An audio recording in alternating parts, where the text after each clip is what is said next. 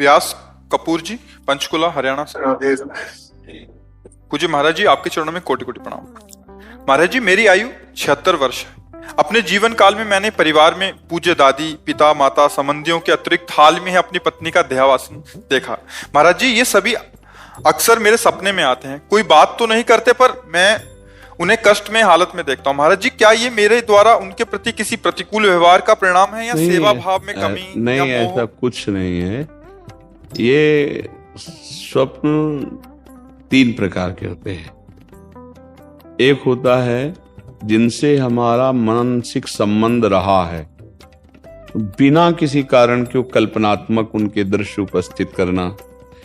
एक होता है जिनका कोई अस्तित्व नहीं, ऐसा स्वप्न आना। और एक होता है भागवतिक, किसी महापुरुष का आगमन होना। ये सत्य के अंतर्गत आता है। वो आपको निर्देशन या आपको दुलार या आज्ञा, जो भी आज्ञा, वो सत्य होता है। अब ये मन बहुत से संस्कारों से, संबंधियों से जुड़ा है, तो आप देखो कोई इतना ही स्वप्न थोड़ी आता है, कितने स्वप्न आते हैं जिनका कोई मतलब नहीं है। ऐसे ही ये परिवार के सने संबंधियों का जो आता है, उससे दुख सुख का लेना देना नहीं है।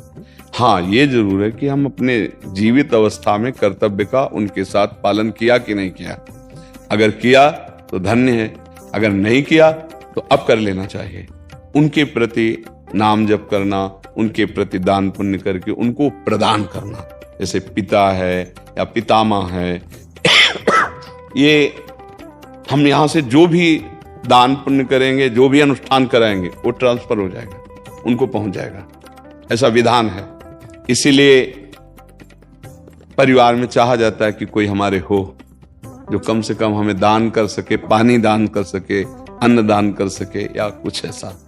जैसे नहीं पिंड दान कहा जाता है कि भाई पिंड दान करने वाला तो कोई हो। तो आप अपने पूर्वजों के लिए जो किए हैं वो आपको पता है, व्यवहार कैसा किया है।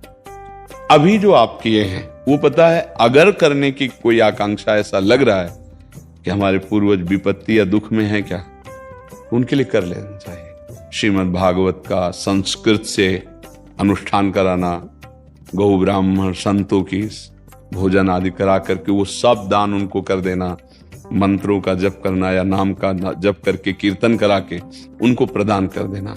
इससे उनका मंगल, जहां भी होंगे, जिस योनि में जहां भी, उनका उत्थान होने लगेगा, उनकी उन्नति होने लगेगी। ऐसा। और खास भगवान या भगवान के भक्तों के सिवा स्वप्न में जो कुछ, सब मिथ्या ही होता है। जैसे आप स्वप्न में देखते हैं मैं ये कर रहा हूं, मैं ये कर रहा हूं, तो कुछ होता है क्या? कुछ नहीं होता। अब लोग उसी में फंसा देते कि इस स्वप्न का क्या मतलब हो सकता। कुछ नहीं हो सकता, स्वप्न है। राजा जनक जी एक बार सैया में पड़े सोए और स्वप्न देखला कि हमारा सारा राज्य छिन गया और मैं एक भिखारी बन गया और बहुत भूख लगी है। अब मांगे तो थोड़े से चावल और दाल मिला, तो मटकी में, मिट्टी के पात्र में उन्होंने लकड़ी बीन करके खिचड़ी पकाई और वो पक्के तैयार होने वाली थी। 2 सांड आए, लड़ते हुए ऐसे लड़े कि पूरा बिखर गए और भूख से व्याकुल। अरे ये क्या, ऐसे पूरा मेहनत किया हुआ सब भोजन, और आंख खुली तो महाराज जनक का सत्याग्रह। तो उनका ये सत्य कि वो सत्य, जो अभी जनक भूखा डोल रहा था, भीख मांगा और वो चावल दाल पका रहा था, वो जनक सत्य या ये सत्य? क्योंकि उस समय ये सत्य नहीं था, इस समय वो तो सत्य कौन है? अब उनके सभा में बड़े बड़े ज्ञानी महात्मा बैठते, तो आकर प्रश्न किया, ये सत्य कि वो सत्य? अब कुछ उसकी व्याख्या हो तो समझ में आवे, ये सत्य कि वो सत्य। अब कोई उत्तर ही ना देवे। तो जब ये बात अष्टावक्र जी को पता चली तो सभा में नवीन अवस्था थी। सभा में आए और जनक जी से बात की। जनक जी ने पूछा कि ये सत्य कि वो सत्य? तो उन्होंने कहा, ना ये सत्य ना वो सत्य। उमा कहूं मैं अनुभव अपना, सत हरि भजन जगत सब सपला। सपना तो सपला है ही, जागृत भी सपला है, सत्य है हरि नाम। तो आप ये समझ लीजिए, ज्यादा उस पर विचार मत कीजिए।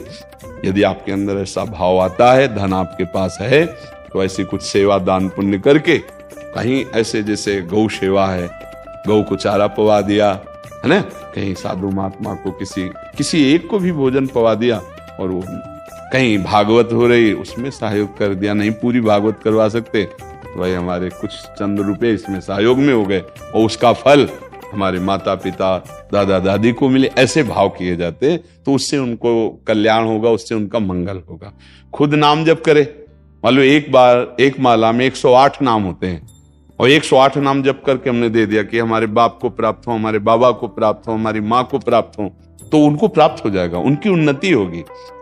एक नाम भी कल्याण कर सकता है, इसलिए स्वयं करे, अर्थ के द्वारा ऐसा करके कर दे, और बकाया ज्यादा स्वप्न का विचार न करे, ये व्यर्थ होते हैं।